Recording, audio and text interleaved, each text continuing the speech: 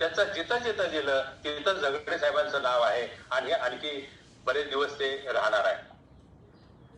एक कर्तबगार शासकीय अधिकारी म्हणून त्याचा मोठा वचक आणि लौकिक राहिलेला आहे। पुणे महानगरपालिकेचे आयुक्त असोत, अगर महाराष्ट्र राज्याच्या औषध संबंधीचे प्रशासकीय अधिकारी असोत,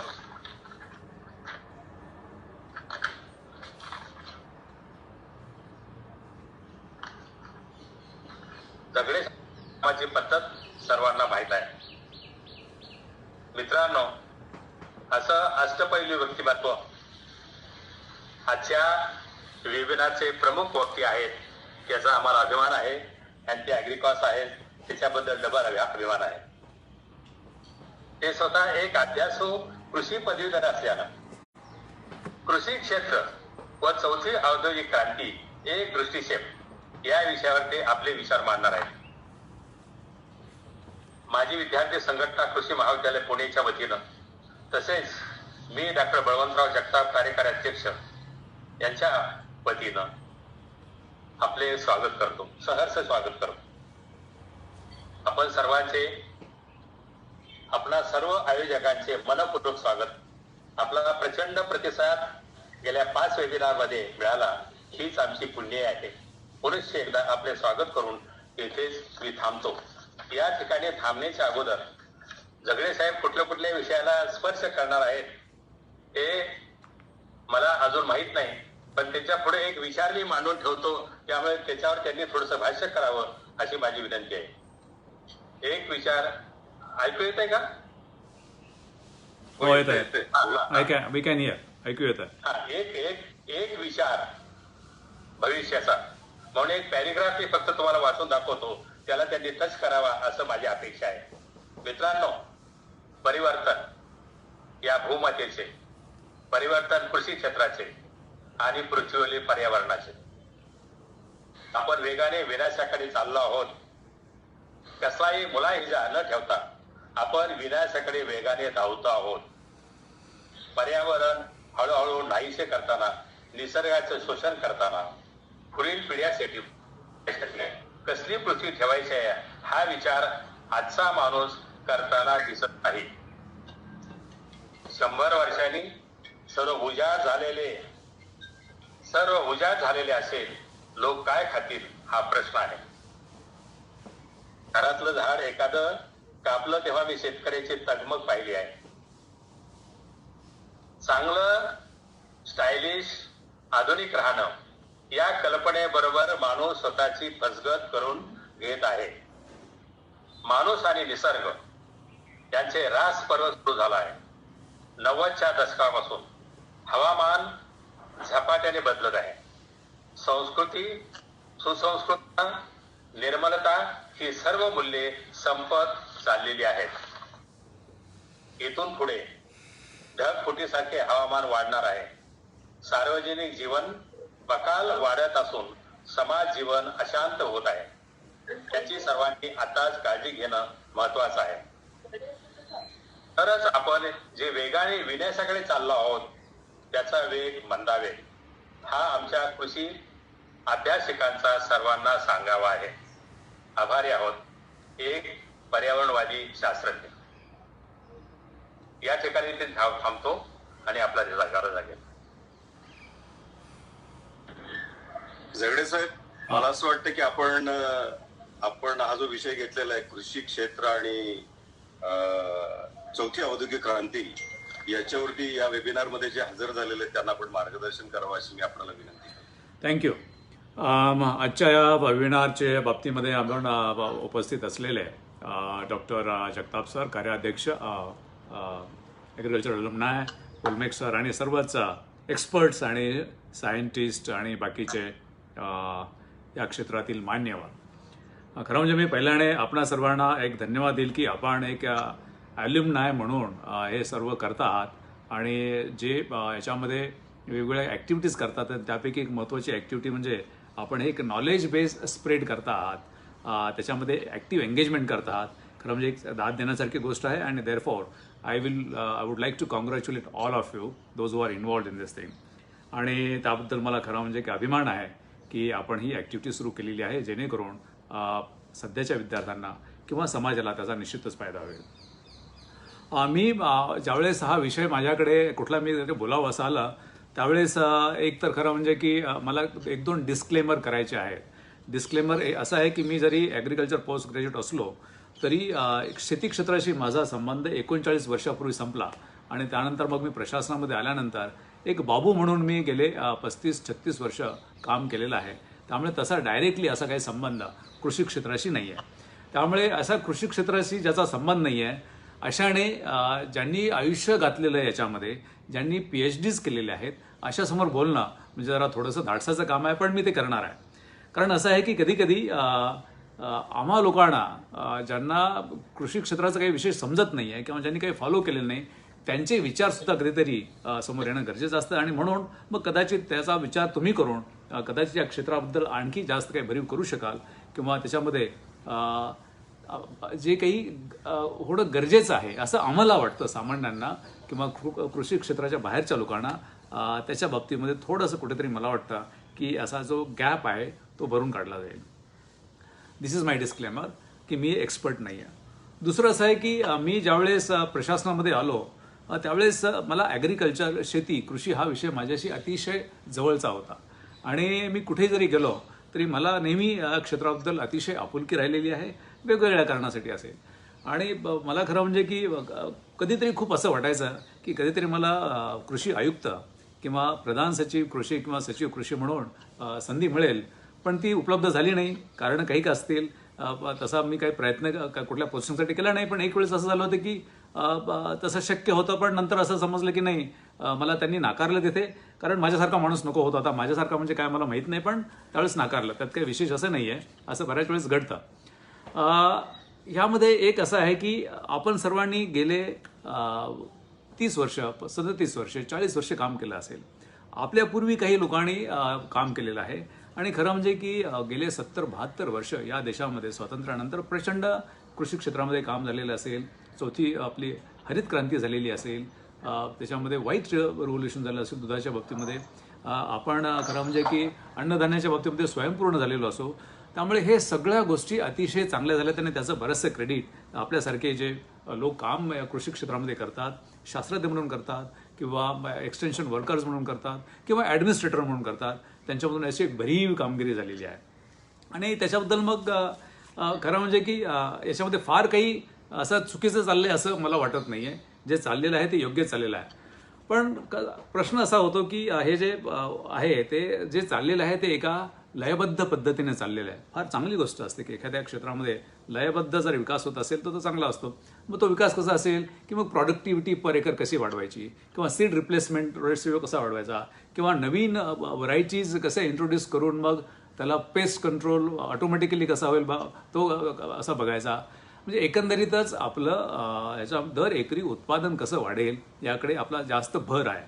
बऱ्याचशा बाकीच्या गोष्टी आहेत, मी त्याच्यामध्ये जाणार नाही कारण तो आज विषय नाही आहे. पण ह्या सगळ्या गोष्टीमध्ये जे घडत होतं त्या गोष्टी खरं म्हणजे की आपण आपल्या सगळ्यांच्या कलेक्टिव्ह एफर्ट्समुळे ह्या झालेल्या आहेत.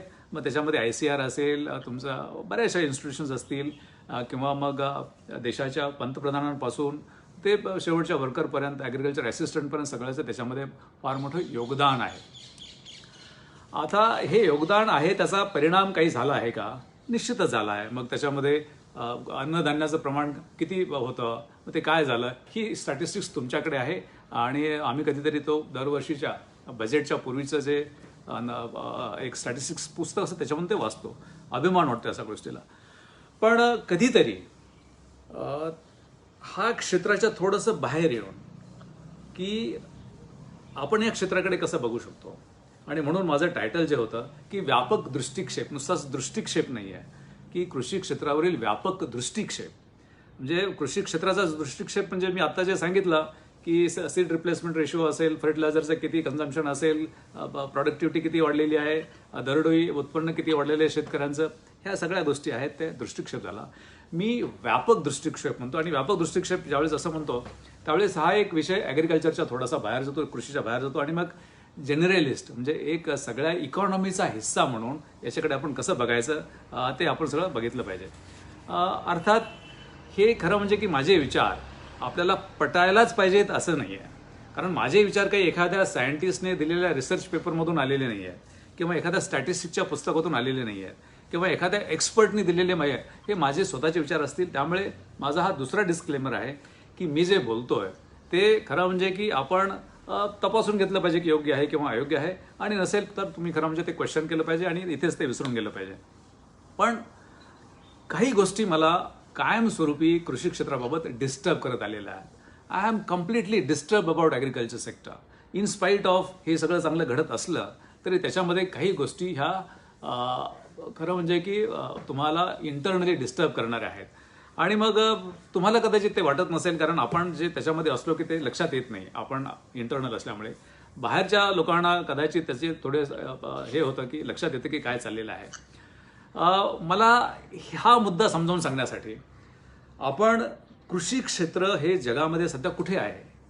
आपण सांगतो की आपण खरं म्हणजे की आता अन्नधान्याच्या बाबतीत स्वयंपूर्ण झालो आहोत, तेलाबियाच्या बाबतीमध्ये आपण स्वयंपूर्ण होण्याच्याकडे वाटचाल चालू आहे, बाकीच्याकडे चांगली आहे. पण जगामध्ये जगाची जी अर्थव्यवस्था आहे, शेती कृषी क्षेत्र हे अर्थव्यवस्थेचा एक हिस्सा आहे.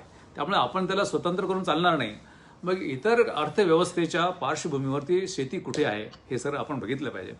जगाची जी $81 ट्रिलियन अर्थव्यवस्था आहे आणि ज्याच्यामध्ये अमेरिका ही $21 ट्रिलियन आहे, चायना हे $14 ट्रिलियन आहे, भारत हे $2.7 ट्रिलियन वगैरे असं काही आहे. आपण 6व्या-7व्या क्रमांकावरती असतो. तो जरी मुद्दा बाजूला ठेवला तरी हे जे आपले इकॉनॉमीचे 3 सेक्टर्स आहेत की प्रायमरी सेक्टर म्हणजे कृषी आणि त्याच्याशी संलग्न असलेलं आहे, दुसरं म्हणजे की कारखानदारी, आणि तिसरं म्हणजे सेवा क्षेत्र. याच्यामध्ये कृषी क्षेत्र कुठे आहे. खरं म्हणजे की जगातली 60% लोकसंख्या, 60% लोकसंख्या आजही शेतीवरती प्रत्यक्ष किंवा अप्रत्यक्ष अवलंबून आहे. 21व्या शतकाच्या दुसऱ्या दशकाच्या शेवटी सुद्धा भारताची लोकसंख्या कदाचित 50च्या दरम्यान असेल, काही 45 येतात, 50 येतात. हे स्टॅटिस्टिक्सला मी जास्त महत्त्व याच्यासाठी देत नाही की मला माहिती की स्टॅटिस्टिक्स कसं कलेक्ट केलं जातं आणि ते कसं अनालाइज केलं जातं. त्यामुळे बाय अँड लार्ज जे पिक्चर दिसतंय की जगाच्या 60% लोक अद्यापही शेतीवरती अवलंबून आहेत. म्हणजे जगाची जी इकॉनॉमी आहे $81 ट्रिलियन की ज्याला GDP आपण म्हणतो, सकल उत्पादन म्हणतो, त्याच्या 60% उत्पादन हे शेतीपासून आलं पाहिजे. किती टक्के जगाचं उत्पादन शेतीपासून येतं? फक्त 6.4%. 60% लोकसंख्या ज्याच्यावरती अवलंबून आहे त्याची उत्पादन क्षमता फक्त 6.4% आहे. उत्पादन वाढलं, सगळं झालं, पण त्याचा फायदा त्याच्यावरती अवलंबून असलेल्या लोकांना आत्ता 21व्या शतकामध्ये मिळतो का, हा तुमच्या पुढचा प्रश्न आहे. आपल्याकडे कारखानदारी आहे. जगामध्ये कारखानदारीवरती मध्ये 30% उत्पादन GDP आहे आणि तुमचा 63% GDP आहे तो सेवा क्षेत्रामधून येतो. म्हणजे याचा अर्थ असा आहे की जवळजवळ 93% ते 94% GDP किंवा सकल उत्पादन जगाचं हे कारखानदारी आणि सेवा क्षेत्रामधून येतं आणि त्याच्यावरती फक्त 40% लोक अवलंबून आहेत. 93% उत्पादनावरती 40% अवलंबून आहेत आणि फक्त 6.4% जे शेतीचं उत्पादन आहे त्याच्यावरती 60% लोक त्याच्यावरती अवलंबून आहेत. आणि ही बाब जी आहे ती मला गेले 30-40 वर्ष डिस्टर्ब करत आहे. कारण हा ट्रेंड आत्ताचा नाही आहे. हा ट्रेंड केव्हा सुरू झालेला आहे? हा ट्रेंड खरं म्हणजे की ज्यावेळेस मी कॉम्पिटेटिव्ह एक्झामला तयारी करत होतो तेव्हा हा ट्रेंड तेव्हापासूनचा आहे. म्हणजे हे काही केवळ अचानकच झालं आहे असं नाही आहे. हा एक ट्रेंड आहे आणि तो जो ट्रेंड त्यावेळेस मी वाचायचो की हा ट्रेंड असा आहे का, असा का आहे, कारण त्यावेळेस विद्यार्थी म्हणून काही फार लक्षात यायचं नाही आहे. पण हा ट्रेंड कधीतरी वाटायचं की हा ट्रेंड आपण जे रिसर्च होतो ॲग्रिकल्चर युनिव्हर्सिटीजमध्ये किंवा हे इकॉनॉमिक्स डिपार्टमेंट आहे ॲग्रिकल्चर कॉलेजचं, अमेरिकेचं असेल, युरोपचे असेल, इंडियाचे असतील, ते तरी काहीतरी करतील आणि हा ट्रेंड समजावा. मला ॲग्रिकल्चरचा GDP वाढला नाही तरी चालेल, पण ती त्याच्यावरची अवलंबित्व आहे ते कुठेतरी कमी झालं पाहिजे होतं. तसं झालं नाही. पण भयानक परिस्थिती अशी झाली की ज्यावेळेस मी विद्यार्थी होतो तेव्हापासून आतापर्यंत ही घसरण सुरू झालेली आहे. मी याला दुर्दशा म्हणणार नाही, कारण दुर्दशा म्हणणं हा थोडासा अतिशय जास्त टेलिंग वर्ड होईल, पण एक घसरण झालेली आहे आणि ही घसरण ही कायमस्वरूपी चालू आहे. म्हणजे आपले जे काही रिसर्च आहेत, जे काही प्रयत्न आहेत, त्या प्रयत्नांचा परिणाम ही घसरण थांबवण्यासाठी तशी झालेली नाही आहे. आणि मग हे जर असं होत असेल तर मला असं वाटतं की कुठेतरी हे नुसतंच इंटरनली ॲग्रिकल्चर फार चांगलं दिसतंय, त्याचे कृषी क्षेत्रामध्ये सगळं चांगलं झालं, हे चांगलं जरी असलं तरी बाहेर कुठे काहीतरी असं दिसतंय ते खरं म्हणजे की लक्षात येत नाही. आता जगामध्ये 226 देश आहेत, त्या 226 देशापैकी फक्त 9 देशामध्ये शेती क्षेत्रामध्ये जास्तीत जास्त GDP तयार होतो आणि 201 देशामध्ये तुमचा सेवा क्षेत्रामध्ये GDP जास्त आहे. कृषी क्षेत्र हे सगळ्यात जास्त GDP कुठला आहे? चीनचा आहे, त्याच्यानंतर भारत आणि तिसरा म्हणजे अमेरिका आहे. चीनचा जो GDP आहे तो मला वाटतं 14-15% आहे आणि आपला 19% आहे आणि आपला फक्त 60% त्याचा हिस्सा आहे, म्हणजे काहीच नाही आहे. चीनच्या पुढे येऊन कृषीच्या बाबतीमध्ये आपलं काहीच नाही. मला त्याचाही काही माहीत नाही आहे. अमेरिका हे या 6.4% जो GDP जगाचा तयार होतो ॲग्रिकल्चरमधून, अमेरिका त्याच्यात तिसऱ्या क्रमांक आहे.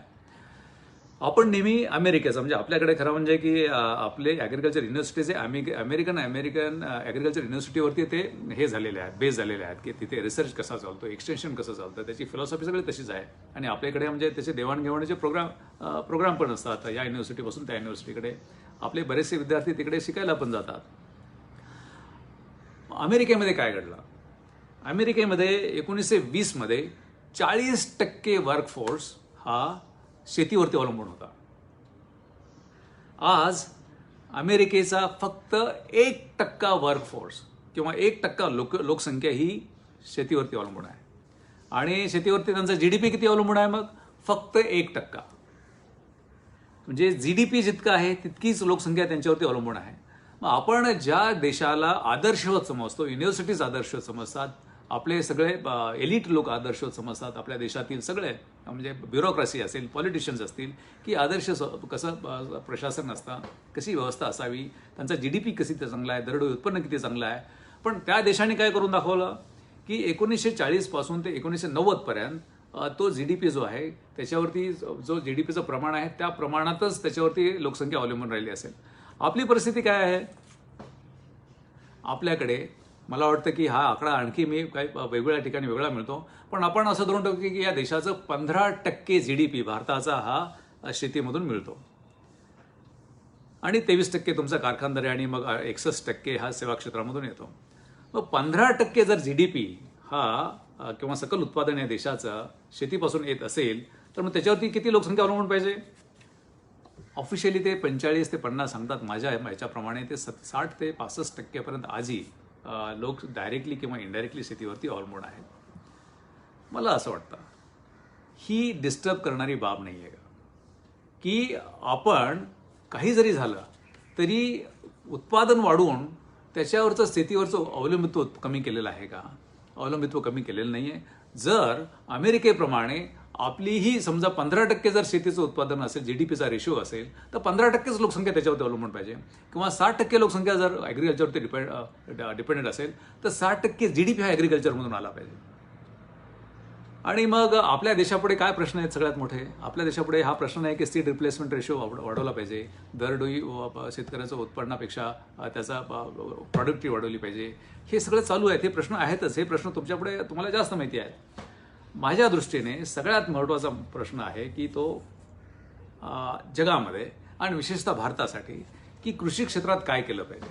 कृषी क्षेत्रामध्ये सगळ्या युनिव्हर्सिटीज, ॲग्रिकल्चर डिपार्टमेंट्स आणि बाकीच्या गोष्टी बरोबरच, नुसतंच ह्याची जबाबदारी काय कृषी क्षेत्राची, ॲग्रिकल्चर युनिव्हर्सिटीची नाही आहे, सर्व समाजाची, शासनांची जबाबदारी आहे की शेतीवरचं जे अवलंबित्व आहे त्या लोकसंख्येच्या प्रमाणातच तिथे GDP तयार झाला पाहिजे.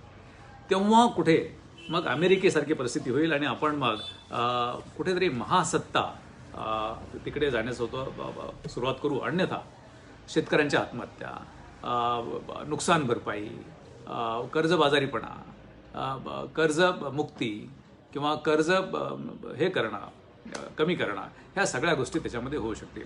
मला असं वाटतं की वन फोकस प्रोग्राम आणि तो टाईप पाहिजे आणि त्याच्या around that then all the policies, की मग त्या तुमच्या सेवा क्षेत्राच्या असतील किंवा ह्या सगळ्या गोष्टीच्या असतील, त्या पॉलिसीज ज्या आहेत, तो खरा म्हणजे की मेन रोग असा आहे की जितकी टक्के लोकसंख्या या क्षेत्रावरती अवलंबून कृषी तितकंच त्याचा GDP असला पाहिजे. हे कसं करायचं? There are ways and methods of doing it. तुम्ही सगळे एक्सपर्ट आहात, बाकीच्या क्षेत्रामध्ये सुद्धा एक्सपर्ट्स आहेत आणि हे सगळे एक्सपर्ट्स त्यामध्ये काहीतरी करतील. मला असं वाटतं की हे कुठेतरी होत नाही आणि हे होणारही नाही. Let me be very frank with you. हे असं होणारही नाही. कारण काय, त्याला मी नंतर येणारच आहे. हे असं का होणार नाही आणि त्या बाबतीत मला तुमचे खरं म्हणजे की तुम्ही अंतर्मुख व्हायला पाहिजे की असं का झालं. आणि मग तुम्ही तुमच्यापैकी काही असे म्हणाल की नाही, हे काही जगभर चाललेलं आहे. कृषी क्षेत्रावरून सेवा क्षेत्राकडे लोकांची लोकसंख्या गेलीच पाहिजे. कृषी क्षेत्र हे कमी होत जाणारच आहे. आणि हे सगळे इकॉनॉमिस्ट, जगातले सगळे, मग तुम्ही टॉप इकॉनॉमिक्स युनिव्हर्सिटीज असतील किंवा नोबेल लॉरिएट जरी असतील, ते सुद्धा हे सांगतील की हे स्थित्यंतर आहे, की हे तुम्ही कृषी क्षेत्राकडून इकडे गेलं पाहिजे. हरकत नाही आहे, पण मग त्याच्यावरती अवलंबून असलेली लोकसंख्या सुद्धा तिकडे गेली पाहिजे. नाहीतर ते अशी काय. माझ्या दृष्टीने खरं म्हणजे की हे सगळं चुकीचं आहे आणि हा दृष्टिकोन कदाचित तुम्हाला आवडणार नाही. कारण याच्या बाबतीत असा कोणी विचार करत नाही, तो केला पाहिजे आणि मग बाकीचे सगळे प्रॉब्लेम्स तयार झालेले आहेत. मी तुम्हाला काही फार जुनं काही सांगणार नाही आहे. सुमारे 1350 कोटी वर्षापूर्वी आपण हे युनिव्हर्स तयार झालं. नंतर बरंचसं झालं. 450 कोटी वर्षापूर्वी पृथ्वी तयार झाली आणि 380 कोटी वर्षापूर्वी पहिला जीव तयार झाला.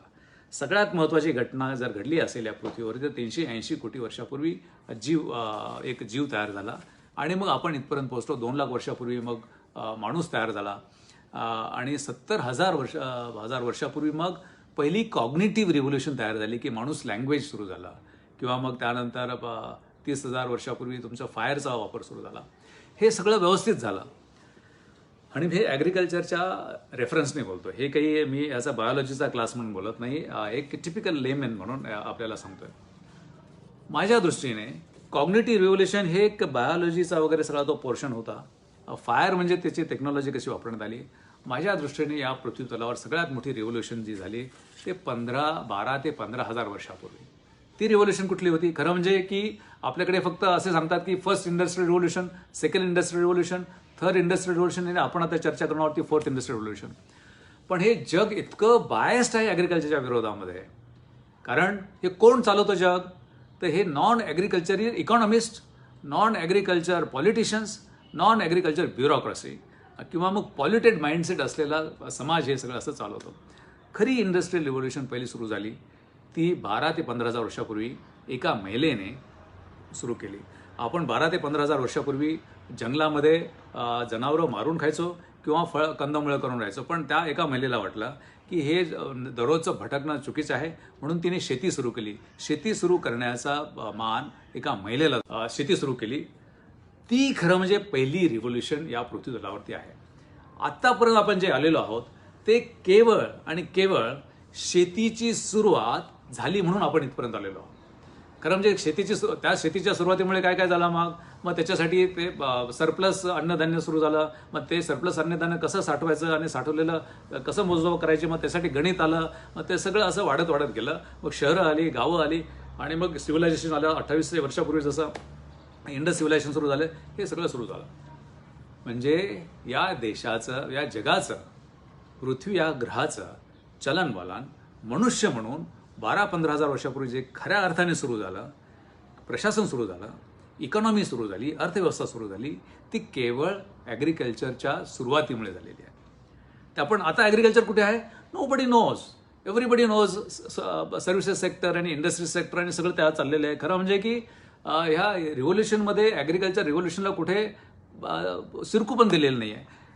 काय कारण काय? ठीक आहे, ॲग्रिकल्चर आहे, शेती आहे, कृषी आहे, काय ठीक आहे. मला आपल्याला सांगायचं, फार मी जास्त जुन्या ह्याच्यामध्ये जाणार नाही आहे. मी अलीकडचा काळ घेईन.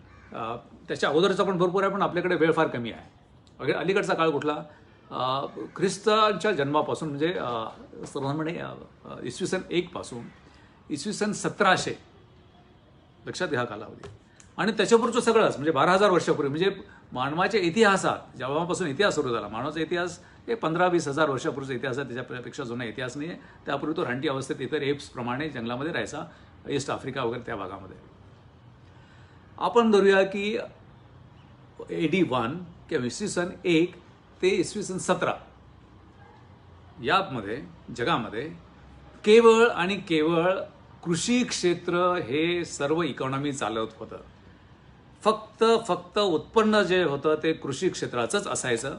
आणि अशा वेळेस भारत देश हे जगाचं जे उत्पादन आहे, वर्ल्ड GDP जे आहे, जगाचं सकल उत्पादन आहे, त्याच्या 30 ते 40% उत्पादन हे भारताचं असायचं. जे 1750 पर्यंत भारत हा जगातील आर्थिक महासत्ता होता. का? कारण कृषी व्यवस्था होती. अजून इंडस्ट्रियल रिव्होल्यूशन सुरू झालेली नव्हती. इंडस्ट्री सुरू झाली नाही, थोड्याफार होत्या की हातमाग वगैरे, पण ते सुद्धा भारतातच होतं. औरंगजेबाच्या काळामध्ये जे इंडस्ट्रीपासून जे प्रॉडक्ट्स तयार व्हायचे विशेषतः हे 25% हे भारतातच असायचं, की जगाच्या 25% GDP इंडस्ट्रीचा तो भारताचाच असायचा. मला सांगायचं म्हणणं आहे की मानवाच्या इतिहासामध्ये 12,000 वर्षामध्ये फक्त शेतीने, आता शेतीने म्हणणं मी म्हणणार नाही, शेतकऱ्याने पूर्ण अर्थव्यवस्था चालवली. किती वर्ष? 12,000 वर्ष. आणि याच्यामध्ये काय झालं मग? याच्यामध्ये राजे आले, याच्यामध्ये महाराजे आले, याच्यामध्ये सैन्य आलं, याच्यामध्ये मोठे किल्ले आले, याच्यामध्ये रस्ते आले, बोगदे आले, नदीवरचे घाट आले, पिरॅमिड आलं, आपल्या एलोरा अजंता आलं. जे काही घडलं ते केवळ शेतकऱ्यांच्या कष्टामुळे आणि त्यांनी दिलेल्या शेतसाऱ्यामुळे. आपल्याकडेच नाही, जगभर. म्हणजे तुम्हाला जे जग दिसतं आणि जे 1700 पूर्वी जे झालेलं आहे, तुम्ही डोळे झाकून चालवा की हे शेतकऱ्यांच्या कष्टाचं आहे. शेतकऱ्यांनी कष्ट पिकवलं, त्याचा शेतसारा घेतला आणि त्याच्यामधून जे काही करायचं ते महाराजांनी, राजांनी किंवा काही पिरियडमध्ये ब्रिटिशांनी पण सुद्धा केलं. आणि ब्रिटिशांनी बरंचसं ते इंग्लंडमध्ये घेऊन गेले. त्यामुळे हे आपण खरं म्हणजे की लक्षात घेतलं पाहिजे की या पृथ्वी तलावरील जे काही घडलं 200 ते 250 वर्षापूर्वी ते केवळ शेतकऱ्यांच्या कष्टामधून. मग चायनीज शेतकरी असेल, चीनची जी भिंत बांधण्यात आली, ती भिंत काही कुठल्या राजाच्या ह्याच्यामुळे नाही, राजाने जे केलेलं आहे ते टॅक्समधून केलेलं आहे. किंवा एखादा अलेक्झांडर दी ग्रेट आपण जे म्हणतो, त्यांनी काही स्वतःचे पैसे केले, त्यांनी जे लुटलं, तर लुटलं कुणाचं? की काही राजांचं. राजांनी कुठून घेतलं होतं? तसेच सऱ्यामधून घेतलं होतं. त्यामुळे जगभर हे शेतकऱ्यांच्या कष्टामधून हे जग चाललं. 17व्या पण नाकारण्यात अर्थ नाही आहे की मग हे असंच होणार आहे. ठीक आहे, होणार असेल तर काही हरकत नाही त्या सगळ्या गोष्टीमध्ये. मला दुसरा मुद्दा एक सांगायचा आहे की 17व्या शतकानंतर मग जे घडत चाललं, त्यानंतर खरं म्हणजे की स्थित्यंतर घडायला लागली आणि तेव्हापासून मग काहीतरी बदल झालेला आहे. आणि त्याचा कनेक्ट मग आपल्याला कुठेतरी इंडस्ट्रियल रिव्होल्यूशनशी लावावा लागेल. आपण जी चौथ्या इंडस्ट्रियल रिव्होल्यूशनची जी आता गोष्ट करतो आहोत, ती सुरू करण्यापूर्वी मला आपल्याला एक सांगायचं आहे आणि नंतर मी परत कृषी क्षेत्राकडे येणारच आहे की हे आपण नाकारण्यात, कारण आज जे काही 500 वर्ष झालं की शास्त्रापासून सायन्सची रिव्होल्यूशन सुरू झाली 500 वर्षापासून, जे जे काही घडलं त्याचा बेस हा कृषी क्षेत्राने शेतकऱ्यांनी दिलेल्या कर रूपामधून तयार झालेल्या हे सगळा होता. मग गॅलिलिओ असेल, हे सगळे गोष्टी असतील, ते तिथून आलेले हे सगळं प्रकरण आहे. हा मुद्दा जो आहे, हा मुद्दा याच्यासाठी पाहिला पाहिजे. आणि दुसरी एक साधी गोष्ट, आपण अन्न वस्त्र निवारा म्हणतो. माणसाने, माणूस म्हणून कुठल्या गरजा आहेत त्याच्या? अन्न आणि वस्त्र निवारा एकच आहे. जंगलामध्ये राहताना आपलं वस्त्र आणि निवारा एकच होता. जास्त केस असल्या म्हणजे तेच आपला निवारा असायचा. गोरिला वगैरे काय घरं बांधत नाहीत कारण केस असल्यामुळे त्यांना चालतं. अन्न महत्वाचं आहे. त्यामुळे मग 21व्या शतकामध्ये सुद्धा अन्नाला जास्त आर्थिक क्षेत्रामध्ये सुद्धा महत्त्व दिलं गेलं पाहिजे होतं, ते गेलं नाही. आणि त्याला मी दोष कुणाला देईल? तर त्याला दोष सर्व समाजाला देईल. आपण महत्त्व कशाला देतोय त्याच्यासाठी मी नंतर येणार आहे. पण जर माणसाला जगायचंच असेल तर ते जे प्रॉडक्ट्स आहेत त्या प्रॉडक्ट्सला जे व्हॅल्यू आहे, ती व्हॅल्यू ही 1 नंबरचं महत्त्व तुमच्या मार्केट इकॉनॉमीमध्ये सुद्धा 1 नंबरचं महत्त्व हे अन्नाला, कारण ते बेसिक आहे, इकडे दिलं पाहिजे होतं. पण 1700 नंतर हे चित्र सगळं बदललं. काय झालं? आपण चौथ्या इंडस्ट्रियल रिव्होल्यूशनच्या बाबतीमध्ये चर्चा करण्यापूर्वी आपण पहिल्या 2-3 इंडस्ट्रियल रिव्होल्यूशन आपण विचार करूया. डॉक्टर ओल्मिक सरांनी आपल्याला ते सांगितलं. मी थोडंसं अजून त्याच्यामध्ये एलॅबोरेट असं करेन. आपल्या सगळ्यांना माहिती आहेच आहे, पण आपल्याला चौथी इंडस्ट्रियल रिव्होल्यूशन करताना शेतीचा त्याचा कसा काही सांगड घालता येईल यासाठी आपण ते बघितलं पाहिजे. 1776च्या त्या दरम्यानमध्ये फर्स्ट हे आला, तुमचं स्टीम इंजिन आलं, जेम्स वॅटने आणला. तोपर्यंत माणसाचे स्नायू आणि जनावरांचे स्नायू हेच या ग्रहावरती ताकद होती आणि त्याच्याप्रमाणे कृषीवरती हे व्हायचं, बाकी पण व्हायचं. पण तेव्हापासून पहिली औद्योगिक क्रांती झाली. मी धरतो ते 1776 ते 1780च्या दरम्यान. नंतर मग ते स्पिनिंग जेनी आली, तुमच्या हातमागाच्या जाऊन ते स्पिनिंग जेनी आली आणि कुठेतरी मग कारखानदारी सुरू झाली आणि फर्स्ट इंडस्ट्रियल रिव्होल्यूशन सुरू झालं.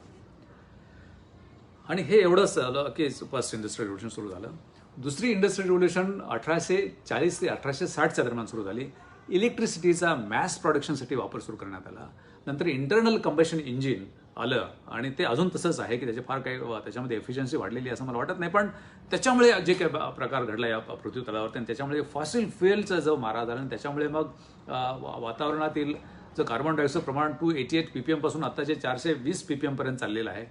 हे केवळ त्या इंटरनल कंबशन इंजिन आणि ह्या सगळ्या गोष्टीमुळे आणि तुमच्या इलेक्ट्रिसिटीचा अमाप वापर करण्यामुळे झालं.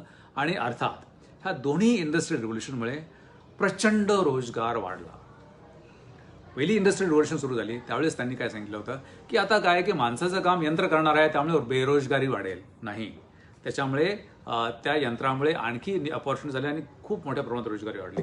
दुसऱ्या इंडस्ट्रियल रिव्होल्यूशनमध्ये आता तर काय सगळे इलेक्ट्रिसिटीच काम करणार आहे, हे मशीनच काम करणार आहेत त्यामुळे आणखी रोजगार नाही, त्याच्यामुळे आणखी ॲक्सिलरेटेड रोजगारी वाढली.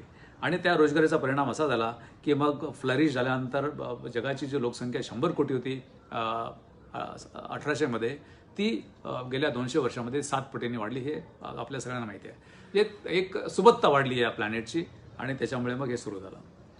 तिसरी इंडस्ट्रियल रिव्होल्यूशन हे 1960 साली इंटरनेट आणि सॉफ्टवेअरचं हे सुरू झालं. त्यावेळेस वाटलं की आता काय की सगळे सॉफ्टवेअर काम करणार आहेत, पण तसं नाही आहे. त्याच्यामुळे आणखी तुमच्या कॉम्प्युटरायझेशन, सॉफ्टवेअर, प्रोग्रॅमिंग याच्यामध्ये हे वाढले आणि मग पूर्वीच्या दोन्ही रिव्होल्यूशनच्या इंडस्ट्रियल रिव्होल्यूशनपेक्षा याच्यामध्ये जास्त रोजगारी वाढली. हे सगळं झालं.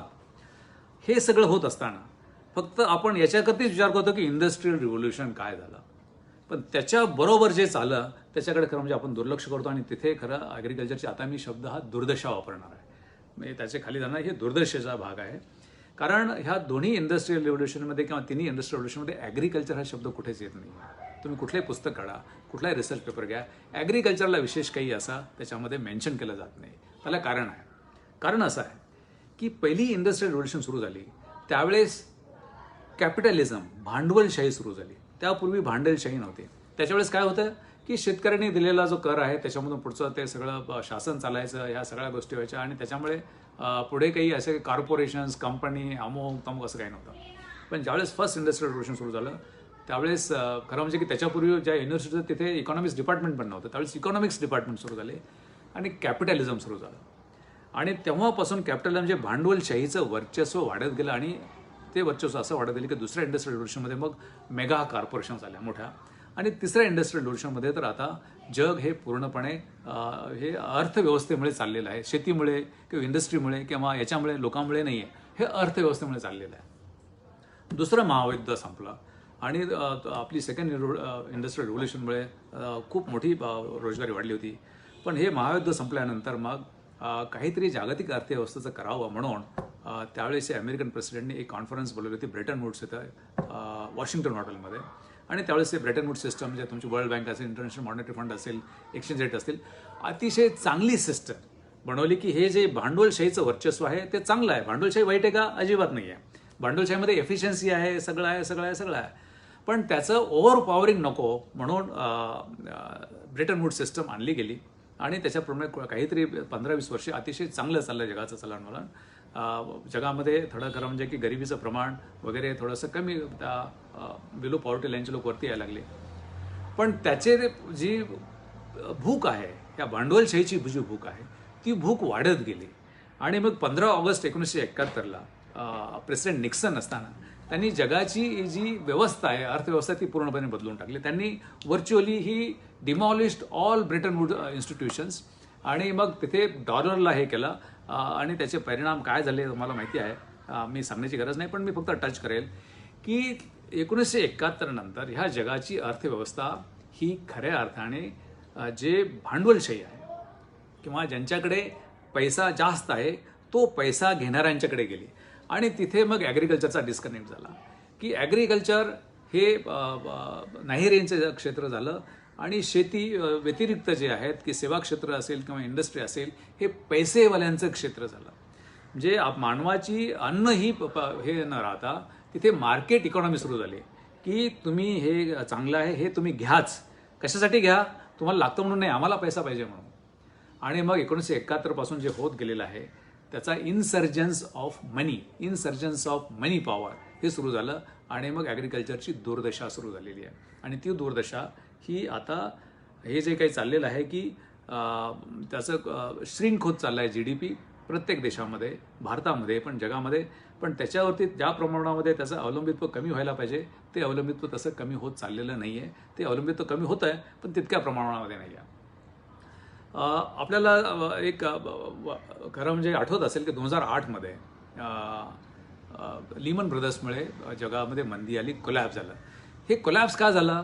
ते भांडवलशाहीचं स्वतःचं कॅनिबलिझम सुरू केलं. म्हणजे भांडवलशाही इतकी मोठी झाली की त्यांनी स्वतःच्याच काही इन्स्टिट्यूशन्स कॅनिबलाइज करायला लागल्या.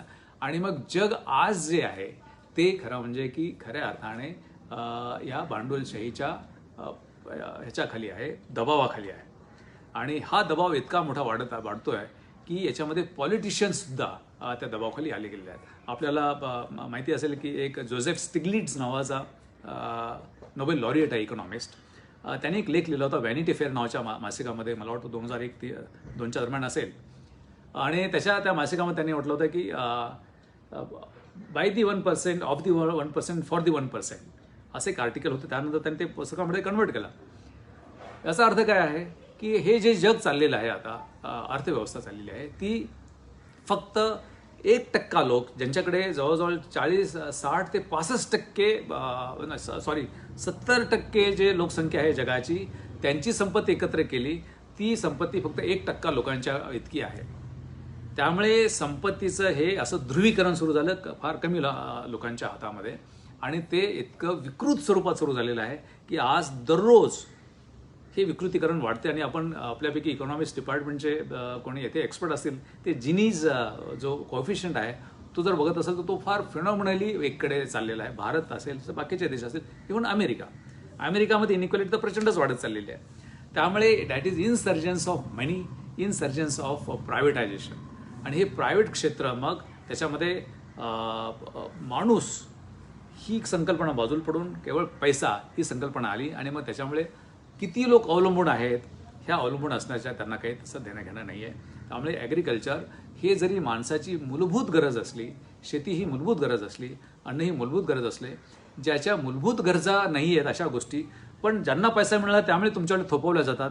कशा थोपवल्या जातात हे एक वेगळं सायन्स आहे, ते त्याबद्दल आपण वेगळं बोलू शकतो. पण गेले 30-40 वर्ष अनावश्यक वस्तूचं मार्केटिंग होतं आहे. आणि म्हणून ही मार्केट इकॉनॉमी झालेली. इकॉनॉमी ऑफ मार्केट्स नाही आहे, मार्केट इकॉनॉमी. तुम्ही हे घ्याच. अन्न तर काय ठीक आहे, ते मिळतच आहे. त्यामुळे मग ॲग्रिकल्चरची दुर्दशा तेव्हा सुरू झाली. हा विषय मी थोडासा बाजूला ठेवून आपल्याला आता चौथ्या इंडस्ट्रियल रिव्होल्युशनमध्ये हे कसं पुढे आपल्याला घेऊन जायचं, कारण आपला वेळ फार कमी आहे. चौथी इंडस्ट्रियल रिव्होल्युशन हॅनोवरमध्ये 2011मध्ये हॅनोवर इंडस्ट्रियल फेअर झाला. त्यावेळेस ती पहिल्याने वापरण्यात आलं की फोर्थ इंडस्ट्रियल रिव्होल्युशन किंवा इंडस्ट्रियल रिव्होल्युशन 4.0. त्यानंतर स्क्वॅब नावाचा एक चेअरमन आहे ह्याचा वर्ल्ड इकॉनॉमिक फोरमचा, त्यांनी त्याच्यावरती पुस्तक लिहिलं, मला वाटतं 14-15 साली लिहिलं की फोर्थ इंडस्ट्रियल रिव्होल्युशन. एक लक्षात घ्या की गेल्या 200 वर्षामध्ये म्हणजे फर्स्ट इंडस्ट्रियल रिव्होल्युशनमुळे ॲग्रिकल्चर हे एक मार्जिनलाइज सेक्टर झालेला आहे. Nobody speaks about it. Is all industrial revolution. There is no mention of agriculture, not at all. त्यामुळे तुम्ही जे तुमचं सिग्निफिकन्स आहे ते तुम्ही थोडंसं विसरून गेलं पाहिजे की याच्यामध्ये ह्या सगळ्या व्यापामध्ये हे झालं पाहिजे. मी वर्ल्ड इकॉनॉमिक फोरमच्या बाबतीमध्ये एक सांगेल की आपल्याला वर्ल्ड ट्रेड ऑर्गनायझेशन माहिती आहे, FAO food and agriculture organisation माहिती आहे, किंवा तुमच्या युनिसेफ आहे, सगळं आहे. आपल्याला कदाचित काही लोकांना असा समज असेल, आणि अलीकडे WHO आपण ऐकतो की कोविडमुळे WHO पण ह्या पैशाच्या वर्चस्वामुळे जगातील ह्या ज्या इंटरनॅशनल इन्स्टिट्यूशन्स त्याही एकदम वीक होत गेलेल्या आहेत. WTO तुम्ही कुठे वाचता का? ही खरं म्हणजे की सगळं लोकांनी येऊन सरकारांनी येऊन एकत्र केलेली जागतिक संस्था आहे. पण त्याच्याऐवजी वर्ल्ड इकॉनॉमिक फोरम, ज्याला सगळ्या देशांचे पंतप्रधान, राष्ट्रपती जातात, पण ही युनोची संस्था नाही आहे, ही खाजगीच आहे. एक खाजगी संस्था आहे. कारण खाजगीकरण सध्या खूप प्रायव्हेटायझेशन वाढलेलं आहे आणि मनी तिथे त्याला ओव्हर पॉवर करतो आहे. त्या माणसाने हे लिहिलेलं आहे. याच्या हे सांगण्याचा उद्देश असा आहे की ह्याची सुरुवात झाली 2011 झाली असली तरी माझ्या दृष्टीने फोर्थ इंडस्ट्रियल रेव्होल्यूशनची सुरुवात ही 2007 साली झाली. कारण 2007 हे वर्ष असं आहे की त्यामध्ये भरपूर गोष्टी घडल्या की तुमचा आयफोनची टेक्नॉलॉजी, नंतर बिग डेटाची टेक्नॉलॉजी, नंतर तुमचं ट्विटर असेल, फेसबुक असेल, ह्या सगळ्या टेक्नॉलॉजी किंवा आर्टिफिशियल इंटेलिजन्सचं ॲक्च्युअल ॲप्लिकेशन जे असेल की IBM वॅटसनचं फर्स्ट सॉफ्टवेअर येणं, अशा 20-25 गोष्टी ह्या 2007-8 साली घडल्या. त्यामुळे माझ्या दृष्टीने आय कन्सिडर दॅट की फोर्थ इंडस्ट्रियल रिव्होल्यूशन ही 2008 साली 7 साली सुरू झाली. दॅट अपार्ट हे काय आहे, फोर्थ इंडस्ट्रियल रिव्होल्यूशन काय आहे आणि आपण काय करतो. जसं की उन्मेष सरांनी सांगितलं की first industrial revolution, second industrial रिव्होल्यूशनमध्ये आपण पारतंत्र्यात होतो, त्यामुळे काही करू शकलो नाही. थर्डमध्ये आपल्याला थोडंफार मिळालं, हैदराबाद, पुणे, बेंगलोरमधून थोडंफार मिळालं, पण पेरिफेरी काही फार काही त्याच्यामध्ये मिळालं नाही. फोर्थ इंडस्ट्रियल रिव्होल्यूशन जर आपण समजावून घेतलं नाही, आणि मी फक्त ॲग्रिकल्चरच म्हणत नाही, हा देश म्हणून, तर मग कदाचित मला वाटतं की आपण पूर्वी फॉरेन रुलरच्या सब्ज्युक्शन होतो, आपण इकॉनॉमिक स्लेव्हरीमध्ये जाण्याची त्याच्यामध्ये जास्त शक्यता आहे जर फोर्थ इंडस्ट्रियल रिव्होल्यूशनच्या बाबतीमध्ये आपण आजच काही स्ट्रॅटेजीज केल्या नाही तर. त्यामुळे केवळ ॲग्रिकल्चरच म्हणून नाही तर एकंदरीत या देशाची इकॉनॉमी म्हणून. फोर्थ इंडस्ट्रियल रिव्होल्यूशन ॲज उल्मेक सर सेड की it is artificial intelligence, cognitive analytics, genomics, robotics, 3D printing and everything like what he say. याच्यामुळे काय होणार आहे, जसं पहिल्या 3 इंडस्ट्रियल रिव्होल्यूशनमुळे असं सांगण्यात आलं होतं की जॉब जातील, आणि आता चौथ्या इंडस्ट्रियल रिव्होल्यूशनमुळे सुद्धा जॉब जातील असं सांगण्यात येतं. पण ते खरं होणार नाही असं आपण धरूया. पण ते खरं आहे का, तर हेच वर्ल्ड इकॉनॉमिक फोरमचा 2018चा रिपोर्ट आहे, आणि आता त्यांचा 2020चा आलेला आहे, तो थोडासा त्यांनी चेंज केलेला आहे. पण काही दुसरे पण काही असे रिपोर्ट्स आहेत त्याच्यामधून असं सांगण्यात येतं की चौथ्या औद्योगिक क्रांतीमध्ये पुढच्या 15 ते 20 वर्षामध्ये सध्याचे जे जॉब्स आहेत त्याच्यापैकी 65% जॉब्स हे व्हॅनिश झालेले असतील. कारण बऱ्याचशा गोष्टी ह्या artificial intelligence, machine learning, cognitive analytics, genomics या सगळ्या गोष्टीमुळे ह्या गोष्टी होतील. आणि माझी अशी पर्सनल हंच आहे, and the way I am screening the literature, मला असं वाटतं की पहिल्या 3 इंडस्ट्रियल रिव्होल्यूशनमध्ये जसं की ते लांडग्याची गोष्ट असते, गुराखी सांगतो की लांडगा आला, गावकरी जातात आणि लांडगा नसतो. पण एक दिवशी खरंच लांडगा येतो आणि गावकरी वाटतं की हा आपली मजा करतोय, आणि पण तो ॲक्च्युली लांडगा येतो आणि शेळ्या घेऊन जातो. मला वाटतं की चौथी इंडस्ट्रियल रिव्होल्यूशन हा लांडगा ॲक्च्युली आलेला आहे, आणि हे बरेचसे experts they agree with this thing की यावेळेस लांडगा आलेला आहे, आणि त्याचे सायन्स हे गेले 4-5 वर्षापासून जगभर दिसत आहे. जरी जॉब व्हॅनिश होत नसली तरी जो कर्व आहे जॉब ग्रोथचा तो कमी होत चाललेला आहे, किंवा GDPचा रिअल GDP जो आहे तो सुद्धा प्लॅटोईंग होत चाललेला आहे. त्यामुळे इथून पुढे खरं म्हणजे की जॉब लॉसेस, दुसरे काही जॉब्स तयार होतील पण net job losses are on the anvil हे होणार आहे. त्यामुळे चौथ्या औद्योगिक क्रांतीमुळे सगळ्यात जास्त फटका कोणाला बसणार आहे की ज्यांचा GDP कमी आहे, अवलंबित्व जास्त आहे, तो म्हणजे ॲग्रिकल्चर सेक्टर. जगामध्ये काही का होईना, पण भारत देशाची लोकसंख्या ही चीनच्या नंतर म्हणजे काही दिवसांनी आपण जास्त च्या मध्ये जास्त असल्यामुळे, आणि जगातील जास्तीत जास्त शेतकरी लोक हे शेतीवरती अवलंबून असल्यामुळे जर जॉब लॉसेस झाले तर मग चौथ्या औद्योगिक क्रांतीमुळे एक हाहाकार, माइंड माय वर्ड, हाहाकार होण्याची शक्यता नकार देणार नाही. कारण काय, आपल्याकडे आपल्या एका नेत्याने सांगितलं होतं की एका कुटुंबामध्ये एका भावाने शेती करावी आणि एका भावाने इंडस्ट्रीमध्ये जावं, कारण अवलंबित्व कमी करावं इंडस्ट्री. अतिशय चांगला थॉट आहे.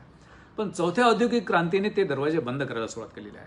कारण जर तिथे जर जॉब्स कमी होत असतील किंवा ते व्हॅनिश होणार असतील तर मग ही पॉप्युलेशन जी आपली 50-60% आहे ती कशी शिफ्ट करणार आपण तिकडे, कारण तिकडे शिफ्ट करण्यासाठी दरवाजा बंद होत चाललेले आहेत. हे कुठेतरी मला आपल्याशी जे चर्चा करायची होती, आपल्याशी जे संवाद साधायचा तो केवळ या गोष्टीसाठी की आपण आता भ्रमात राहिलो नाही पाहिजे की इथून पुढे मग आपल्याला आर्टिफिशियल इंटेलिजन्समुळे आता शेतीमध्ये असं होणार आहे, मग तो कधी त्याला इरिगेशन द्यायचं किंवा कुठला डिझीज येणार आहे, कुठली पेस्ट येणार आहे, काय करायचं आहे, हे सगळं होणार आहे. ॲग्रिकल्चरमध्ये सुद्धा जॉब्स लॉस होणार आहेत. ॲग्रिकल्चरमध्ये फक्त ॲग्रिकल्चर सुपरवायझर नसतं, कारण सगळं टेक्नॉलॉजीने चालणार आहे. असलं एकही क्षेत्र नाही, इन्क्लुडिंग वकील सुद्धा आता सॉफ्टवेअर झालेले आहेत. अमेरिकेमध्ये काही सॉफ्टवेअर कंपन्या IBM वॅटसनने जे काढलेलं आहे की आपल्या माणूस असलेल्या वकिलापेक्षा सॉफ्टवेअर देखील जास्त एफिशियंट आहे, 60-70% तो जास्त एफिशियंट आहे, जो माणूस 40-50% एफिशियंट जर असेल तर. त्यामुळे कुठलंही क्षेत्र त्यात ॲग्रिकल्चर सेक्टरसुद्धा नाही. त्यामुळे मला झोप उडवणारी जी गोष्ट वाटते, या देशाची जी जास्तीत जास्त अवलंबित्व असलेले आणि कमी GDPचं असलेल्या देशाचं पुढे जर काय होणार आहे. आणि मग याच्यामध्ये मग सांगितलं जातं की मग युनिव्हर्सल बेसिक इन्कम सारखं देणार आहे, की म्हणजे मोठ्या मोठ्या कंपन्यांनी पैसे गोळा करायचे, की जसे ॲमेझॉन असेल, अमुक असेल, तमुक असेल, यांनी पैसे गोळा करायचे आणि मग त्याच्यापैकी काही पैसे मग यांना शेतकऱ्यांना आजही सुरू झालेलं आहे की द्यायचे. पण हे मग स्लेव्हरी नाही का, ही इकॉनॉमिक स्लेव्हरी नाही का? मला वाटतं की चौथ्या औद्योगिक क्रांतीमध्ये हे जर द्यायचं नसेल तर काय केलं पाहिजे, त्याच्याकडे आपण नंतर येईल. पण थोडंसं काय केलं पाहिजे, औद्योगिक क्रांती चौथी काय असणार हे आपण थोडं बघू. पण याच्यासाठी बेसिक काय लागतं, की काय कुठली गोष्ट आपल्याला समजा पॅथॉलॉजीमध्ये बॅक्टेरियल ग्रोथ करायची असेल, त्याला सबस्ट्रेटम लागतं, चांगला मीडिया लागतो. तर हे चौथ्या औद्योगिक क्रांती जर चांगली चालवायची असेल तर जगामध्ये सबस्ट्रेटम काय पाहिजे, मीडिया काय पाहिजे, मीडियम काय पाहिजे, त्याचा बेस काय पाहिजे. आज तो बेसच व्हॅनिश झालेला आहे. जे लोक भांडवलशाहीच्या कब्जामध्ये आहेत ते डिसिजन घेण्याला शक्यता नाही, कारण हे असंच चाललेलं आहे, कारण ध्रुवीकरण होत चाललेलं आहे. त्यामुळे आपल्याकडे प्रत्येकाने सजग झालं पाहिजे की गव्हर्नमेंटने अशा काही policies, not in India, all over the world, की ह्या चौथ्या औद्योगिक क्रांतीमुळे जॉब लॉसेस होणार नाहीत अशा पॉलिसीज आणल्या पाहिजेत. आपल्याला एक साधं उदाहरण देईल की चौथ्या औद्योगिक क्रांतीचं लांब झाली, आपली तिसऱ्या औद्योगिक क्रांतीचं उदाहरण देतो. आपल्या देशामध्ये 8 लाख औषधांची दुकानं आहेत आणि ते दरवर्षी सर्वसाधारणपणे 1,30,000 कोटींचा व्यवसाय करतात, विकतात औषधं, आणि सर्वसाधारणपणे 23-24,000 कोटी ते नफा कमावतात आणि दर दुकान ते 2-3 लाख वर्षाला नफा कमावतात. व्यवस्थित चाललेलं. या 8 लाखावरती सर्वसाधारणपणे 30 ते 40 लाख लोक अवलंबून आहेत, त्यांचे कुटुंबीय असतील, हे सगळे असतील. पण आता एक नवीन काय आलेलं आहे की ऑनलाईन औषधांचा सप्लाय. तो का करू नये त्याला वेगळी कारणं आहेत, ते सायंटिफिक. पण जर ऑनलाईन जर आलं ते 8 लाख दुकानं पडतील, त्यांच्यावरती 30-40 लाख लोक हे असतील आणि मग फक्त हे ऑनलाईन चालणाऱ्या 3-4 लोकांना हे 23,000 कोटीचा नफा मिळेल. याच्यामुळे काय साधणार आहे? त्यामुळे गव्हर्नमेंट इथून पुढे कुठल्याही क्षेत्रामध्ये मग जर वाढवायचं असेल आणि ॲग्रिकल्चर जे अवलंबित्व आहे ते जर शिफ्ट करायचं असेल, ती क्षेत्र तसे खरं म्हणजे की इंटॅक्ट ठेवला आली पाहिजे. आणि म्हणून कृषी क्षेत्रामध्येच रिसर्च, कृषी क्षेत्रामध्येच तुमचं प्रोडक्टिव्हिटी वाढवणं, यापेक्षा ही लोकसंख्या अवलंबित्व ती बाहेर कशी जाईल हे खरं म्हणजे गरजा इंटरनलाइज करून काही उपयोग होणार नाही. त्यामुळे तशी राजकीय व्यवस्था, तशी प्रशासकीय व्यवस्था, तशी सेन्सिटाईज समाज जोपर्यंत कोणी करणार नाही. खरं म्हणजे मी आपल्याशी संवाद साधायचं कारण एक आहे की शेतकरी तर त्याला बिचारा आपला तो रात्रंदिवस खपत असतो, त्याला विशेष माहिती नाही आहे. पॉलिटिशियन्स सर्वसाधारणपणे ते त्यांच्यामध्ये एक्सपर्ट असतात की निवडणुका कशा जिंकायच्या. तुम्ही लोक जे आहेत, आमच्यासारखे जे आहेत, आम्ही खरं म्हणजे पुढाकार घेऊन हे कसं बाकीच्या सेक्टरशी कसं निगडीत आहे आणि मग ॲग्रिकल्चरवरचा लोड कमी कसा करता येईल किंवा मग ॲग्रिकल्चरमध्ये कसं करता येईल. आता आपल्याला मी एक कॉन्क्रीट उदाहरण सांगतो की जे ऑलरेडी एलिट क्लासमध्ये गेलेले आहेत, सेवा क्षेत्रामध्ये किंवा कारखानदारी गेलेले आहेत, ज्यांच्याकडे थोडाफार पैसा आलेला आहे, नोकऱ्या जाणार आहेत, ते पुन्हा शेतीकडे वळतील आणि शेतकऱ्यांच्याकडून कवडी मुलाने घेऊन त्यांचा उदाहरणावर चालू शकतील. याची सुरुवात मी जिल्हाधिकारी नाशिक असताना झाल्याची पाहिलेली आहे. ॲक्च्युली खरं म्हणजे की आपण 70 वर्ष झाला की शेतीसाठी काय दिलेलं आहे, काहीच दिलेलं नाही. खरं आम्ही ॲग्रिकल्चर ग्रॅज्युएट आलो, पण काय करू शकलो? 70 वर्षामध्ये आपण शेतकऱ्यांचा 7-12 आपण बाहेर काढू शकलो नाही. 7-12 तद्दन फालतू प्रकार जगामध्ये नाही आहे. आपण खरं म्हणजे की एक सुटसुटीत शेतकऱ्याला एक त्याची जमीन, तुम्ही शेअर, हजारो कोटीचे शेअर्स असतात आणि ते त्याचं कुठे इकडचा शेअर तिकडे जात नाही, पण तुमची जमीन जर विकायची असेल किंवा काय व्हायचं असेल तर ती सेफ राहू शकत नाही. ही व्यवस्था गेल्या 70 वर्षामध्ये आपण करू शकलो नाही. त्यामुळे कृषी क्षेत्राला थोडंफार सापत्न भाव हे ऑटोमॅटिकली चालत आलेला हा तो कुठेतरी कमी करण्याची गरज असणार आहे. चौथ्या औद्योगिक क्रांतीमध्ये जे होणार आहे आणि कृषी क्षेत्राला त्याचा जो इम्पॅक्ट होणार आहे त्याच्याशी मी थोडासा टच करेल, कारण टाईम कमी होत चालला आहे. कारण हा एक सेपरेट विषय आहे, कृषी क्षेत्र आणि चौथी औद्योगिक क्रांती. चौथ्या औद्योगिक क्रांती म्हणजे जसं आता वल्मेक सरांनी सांगितलं की आर्टिफिशियल इंटेलिजन्स, कॉग्निटिव्ह अनालिटिक्स, जिनॉमिक्स, अमुक हे तर आहेच आहे, पण ही चौथी औद्योगिक क्रांती नाही. चौथी औद्योगिक क्रांती म्हणजे merger of physical and biological. हे जितकं चांगलं आहे तितकंच ते रिस्की पण आहे. 380 कोटी वर्षापूर्वी जसा या पृथ्वीवरती जीव तयार झाला आणि ती म्हणजे खऱ्या अर्थाने एक मोठी होमोसेपियन्स. बाकीच्या नेस्तनाबूत झाल्या शेवटची स्पेसिस 13,000 वर्षापूर्वी मला वाटतं होमो फ्लोरेन्सिस गेली, त्याच्या अगोदर निअँडरथल गेले. पण आपली होमोसेपियन्स ही शॉर्टेस्ट लिव्ड स्पेसिस असणार आहे. कारण पुढच्या 100-200 वर्षामध्ये आपण काहीतरी वेगळं सिबॉग की हे जे फिजिकल आणि बायोलॉजिकल मर्जर होत गेला तर वेगळं काहीतरी त्याच्यामध्ये होणार आहे. आणि अशा वेळेस मग तिथे खऱ्या अर्थाने कास्ट सिस्टम तयार होईल. What is that caste system? की इथून पुढे जसं की आपल्याकडे आता टेक्नॉलॉजी, तुम्ही खरं म्हणजे त्याचा आता वापर सुरू केला पाहिजे किंवा करतही असाल. CRISPR-Cas9 ही जी टेक्नॉलॉजी आहे, ह्या सगळ्या गोष्टी याच्यामुळे माणूस पूर्ण बदलून जाईल. त्याचं चलनवलन बदलेल, त्याची थिंकिंग प्रोसेस बदलेल आणि त्याचं वय खरं म्हणजे काही ठिकाणी असं सांगितलं जातं की by 2045 death will be optional. मरायचं की नाही आपण ठरवणार आहोत या सगळ्या गोष्टीमध्ये.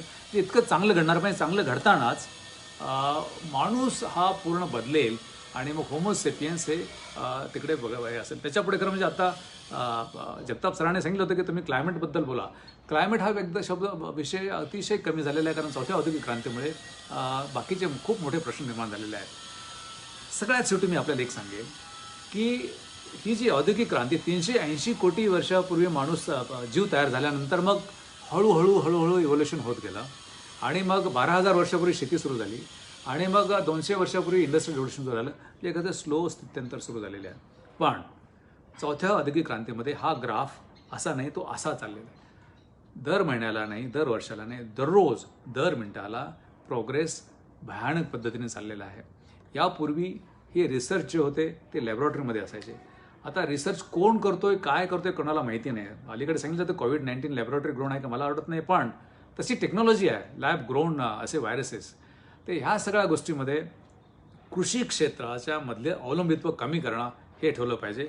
कृषी क्षेत्रामध्ये खरं म्हणजे की आता मोठ्या प्रमाणात काही ठिकाणी कारखाने तयार होत आहेत, जरी प्रोडक्शन असेल, जसं वेल असेल, आर्टिफिशियल मीट, त्याला आर्टिफिशियल म्हणणं चुकीचं आहे कारण ते टिश्यू कल्चरने केलेलं असतं. It taste exactly like thing असे चालू. त्यामुळे ॲग्रिकल्चर त्याला सेल ॲग्रिकल्चर असं सुरू केलेलं आहे. सेल ॲग्रिकल्चर म्हणजे शेती कारखानदारीकडे चाललेली आहे. या सगळ्याचा परिणाम किंवा दुष्परिणाम जो होणार आहेत त्याच्यासाठी खरं म्हणजे की आपण थोडंसं डायव्हर्सिफाय झालं पाहिजे ॲग्रिकल्चर. सध्याच्या स्थितीमध्ये जर आपल्याला काही करायचं जर असेल तर मी 2004मध्ये नाशिकला कलेक्टर असताना बाळासाहेब थोरात साहेब हे कृषी मंत्री होते आणि त्यावेळेस जिल्हाधिकारी म्हणून मी त्यांना खरीप हंगामाच्या आढावा बैठक सांगितलं होतं की आपण थोडंसं बदललं पाहिजे. कृषी विद्यापीठांनी आणि कॉलेजेसने पण बदललं पाहिजे. सिलेबस फ्युचरिस्ट केले पाहिजेत आणि बदललं याच्यासाठी पाहिजे की इथून पुढे शेतकऱ्यांना माहिती की प्रोडक्शन कसं करायचं, काय करायचं, मार्केटिंग काय आहे आणि प्रोसेसिंग काय आहे, जग कशावरती चालतं. खरं म्हणजे ह्या युनिव्हर्सिटीचं conversion marketing universities, agriculture marketing universities आणि ॲग्रिकल्चर प्रोसेसिंग युनिव्हर्सिटीज होणं हे 21व्या शतकाची गरज आहे. अन्यथा मग आपण हे दरवर्षी कर्जबाजारीपणा आहे आणि दरवर्षीच आपल्या मागे याच्यामध्ये नॅचरल कलॅमिटी आहे. या सगळ्या गोष्टी अशा चालत राहतील आणि मग याच्यामुळे आत्महत्या वगैरे ह्या असं दरवर्षी वर्ष आहेत. मला आपल्याला एक सांगायचं आहे, आपल्या देशाला हे कृषीप्रधान देश म्हणतात. का म्हणतात मला माहिती नाही आहे. खरं म्हणजे की ज्या देशामध्ये कृषीप्रधान देश असेल तिथे खरं कृषीचं सेपरेट बजेट पाहिजे होतं, ते रेल्वेचं बजेट होतं, ते झालं नाही कधीच कारण माहीत नाही आहे. मी प्रशासनाची आतली भाग सांगतो की समजा महाराष्ट्रामध्ये जर 50-60% लोक शेतीवर अवलंबून असतील तर महाराष्ट्रात सगळ्यात जास्त गरज सगळ्यात चांगले अधिकाऱ्यांची कुठे आहे? कृषी सचिव आणि कृषी आयुक्त आहेत. पण हे सगळे चांगले सोकॉल्ड चांगले अधिकारी असतात ते कुठे असतात? नगर विकास, अमुक आणि तमुक इकडे काय येत नाहीत.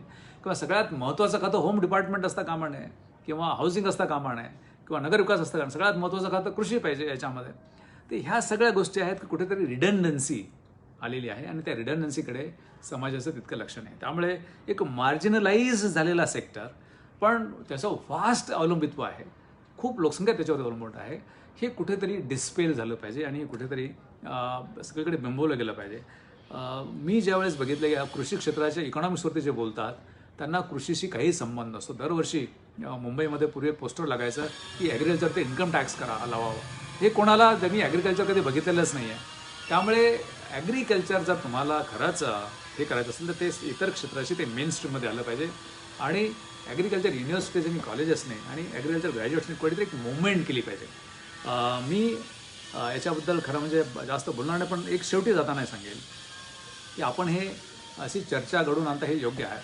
मला असं वाटतं की हा जो ॲग्रिकल्चर अल्युमिनस फोरम आहे त्यांनी एक मोमेंट या देशामध्ये सुरू करायला हरकत नाही किंवा राज्यामध्ये करायला हरकत नाही की आपण एकत्र येऊन हे कुठेतरी समाज मनावरती बिंबवलं पाहिजे की agriculture had fired the development of this planet for 12,000 years. And just because last 200 years services and industry they are on the forefront, economy should not be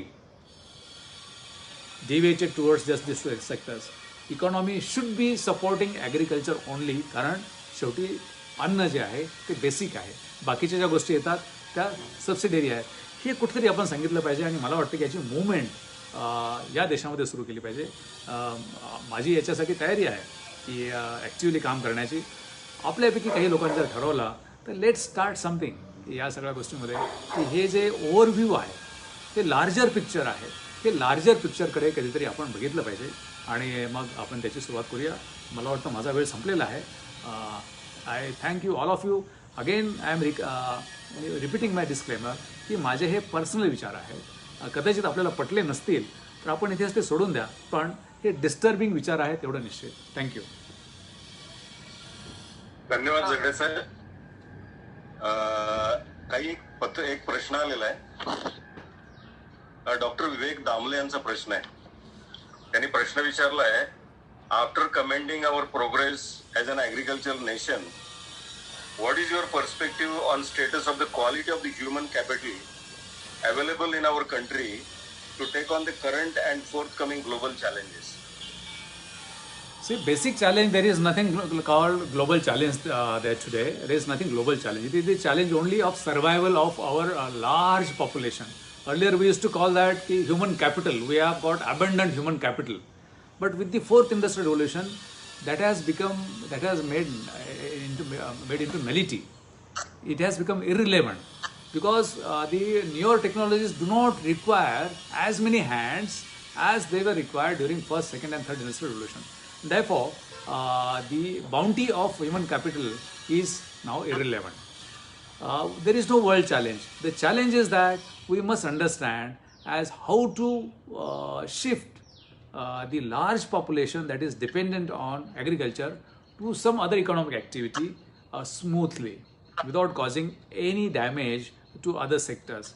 It's a daunting task, and the only way that is available to anyone, to any thinker, and they come to the conclusion that it is only universal basic income. I totally disagree with him. We can still do something, we can still have some strategy, we can put our heads together and we can think that we can face our challenge. Let's not talk about global challenge. Our challenge is that we have to have a very peaceful society. If this continues, current trend continues, the peace of the country could be disturbed. Because the hands, after the Second World War, there was a large class that had emerged in the world, that is middle class. But in the fourth industrialization world, a large class is going to emerge, and that is class of jobless people. And where are going to be the jobless people? Because we have a large population, and we are going to be jobless people. So we have to challenge our own, challenge as a country. Sir आपल्या sir काही प्रश्न आहेत attendee आहेत त्यांचे, तर नाही, हा एक प्रश्न होता. कोणी विचारते का? If anybody is raising the hand. Patil Saheb विचारा. पाटील साहेब विचारा प्रश्न तुमचा. We are Patil Saheb. We are Patil Saheb विचारता येईल प्रश्न तुम्हाला? ठीक आहे. पुढचे नानासाहेब पाटील विचारा प्रश्न तुम्हाला. नानासाहेब जाधव विचारा प्रश्न. तुमचा अनम्यूट करा नानासाहेब जाधव आणि प्रश्न विचारा. नमस्कार सर. नमस्कार. विचारा. मला असं विचारायचं होतं, आपण धुळ्यामध्ये भेटलो होतो त्यावेळेस आपण शेती हेच सांगितलं की शेतीला थोडक्यात शेतीला चांगले दिवस येणार आहे. पण मग आता ही शेती, तोट्याची शेती शेतकऱ्यांनी किती वर्ष करायची अजून, असा प्रश्न माझ्यासारख्या शेतकऱ्याला निर्माण होतो. कारण आजही परिस्थिती तशीच आहे. अजूनही पुढच्या पिढीत तीच जर परिस्थिती असली तर मग ही शेती करून जर तोटा होत असला, आणि तुम्ही तर बोलले की शेतीला दिवस येणार आहे कुठंतरी, ते असं मी शेतीला दिवस येणार आहेत असं म्हणत नाहीये. शेतीला दिवस यावेत म्हणून agriculture universities, agriculture graduates, politicians आणि प्रशासन यांनी काम करणं गरजेचं आहे आणि हे समजणं गरजेचं आहे की हे जे शेतीवरती अवलंबून असलेले आपल्या राज्यातील समजा 60% लोक आहे, तर राज्याचं 60% उत्पादन शेतीमधूनच आलं पाहिजे. राज्याचं शेतीचं उत्पादन आपण महाराष्ट्राचं जर विचारलं तर मला वाटतं 12-13% शेतीचं उत्पादन येतं संपूर्ण राज्याचं, पण अवलंबून लोक असलेले 56% वगैरे काहीतरी असे आहेत. त्यामुळे हे प्रशासनाचं सध्या काय चाललेलं आहे की सीड रिप्लेसमेंट रेशिओ वाढवा, अमुक वाढवा, तमुक वाढवा, हायब्रिड वाढवा. पण बेसिक स्ट्रॅटेजी काय पाहिजे, केवळ ॲग्रिकल्चर डिपार्टमेंट नाही, सगळ्या डिपार्टमेंटची मिळून, की हे जे याच्यावरती शेतीवरती इतकी मोठी लोकसंख्या अवलंबून आहे, ती अवलंबून असणारी लोकसंख्या कमी कशी करायची आणि त्यांचं इन्कम कसं वाढेल हे केलं पाहिजे. नुसतं शेतीवरती चालणार नाही आहे ते आता. कारण जगभर काय चाललंय की अमेरिकेचं मी आपलं उदाहरण दिलं की अमेरिकेमध्ये फक्त 1% लोक शेती करतात आणि त्यांचं अमेरिकेचं उत्पादन फक्त 1%च्या शेतीवरून. हे खरं महत्त्वाचं आहे देशापुढचा प्रश्न. हा समजावून घेतला पाहिजे. नाही तर मग हे दरवर्षीच चालणार आहे की तुम्ही म्हणता त्याप्रमाणे की चांगले दिवस येतील ह्या मताचा मी आता नाही आहे. चौथ्या औद्योगिक क्रांतीमुळे शेतीला चांगले दिवस अशीच जर ट्रेंड राहिला, काही त्याच्यामध्ये मूलाग्र बदल केला तर बदल होऊ शकतो, अन्यथा नाही. डिके सर यांचा प्रश्न आहे. दगडू कदम प्रश्न विचारा. कदम साहेब तुमचा अनम्यूट करून विचारा प्रश्न. हॅलो सर, आता आपण फार चांगली माहिती दिली, अतिशय उत्कृष्ट माहिती दिली, त्याबद्दल आपले धन्यवाद. आणि आपल्या माजी विद्यार्थी संघटनेचे पण धन्यवाद. आणि मला असं म्हणायचं आहे, हॅलो ऐकायला येते ना सर? हा, येतं. मला असं म्हणायचं आहे की सर, आता आपण जे 7वे वेतन आयोगासाठी आपण विद्यापीठाचे जे सगळे कर्मचारी आहेत, तर हे कर्मचारी 7वे वेतन आयोगासाठी संपावर लेखणी बंद आंदोलन वगैरे करत आहोत. आपला स्थिती आहे, तर त्या निमित्तानं मला या ठिकाणी आपल्या या चौथी जी कृषी क्रांती आहे त्या अनुषंगाने हा केस सुद्धा जर समजायला हरकत नाही, तेव्हा हे डिटोरिंग कसं होत चाललंय याचंच एक लक्षण आहे. आणि मग आता हे माजी विद्यार्थी संघटना, आपली कृषी संघटना जी आहे, यांनी ह्या संपाला कुठेतरी पाठिंबा द्यावा, आपल्याला म्हणजे देण्यात तर बरं होईल असं आपलं संघटनेला मी विनंती करतो आणि अध्यक्ष सरांना मी विनंती करतो. आणि आपण सर्वांनी मिळून हे थोडंसं हा प्रश्न मार्गी लावण्याचा प्रयत्न करावा अशी माझी एक या ठिकाणी विनंती आहे. Hello sir. मी याच्यामध्ये खरं म्हणजे की हा काही आपला हा विषय